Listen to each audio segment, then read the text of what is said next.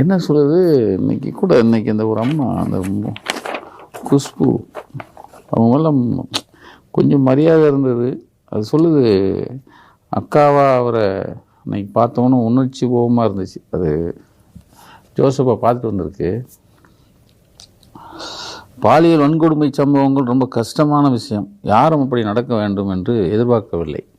எதிர்பார்த்து வேற பண்ணுவாங்க போல. என்ன, நம் சமுதாயத்தில் இது மாதிரி மிருகங்கள் இன்னும் வாழ்ந்து கொண்டு தான் இருக்கிறார்கள். ஆட்சிக்கு வந்தவுடன் அனைத்தையும் சரிப்படுத்த வேண்டும் என்றால் எப்படி முடியும்? 10 நாட்களில் மாற்றங்களை எப்படி கொண்டு வர முடியும்? முதல்வருக்கு அதற்கான நேரத்தை கொடுங்க. யார்? குஷ்பு. இந்த அம்மா ரெப்ரசன்டேஷனு இது மாதிரி நிறையவே சொல்கிறாங்க. இப்போ தானே வந்தார், டைம் கொடுங்க. இன்னும் அது என்னது, ஹனிமூன் பீரியடா? அப்போ 6 மாதம் ஹனிமூன் பீரியட் வரைக்கும் எத்தனை வேணாலும் கற்பழிச்சிக்கோ, எத்தனை பாலியல் வன்கொடுமையும் செஞ்சுக்கோ, எவ்வளோ வேணாலும் கொலை பண்ணிக்கோ.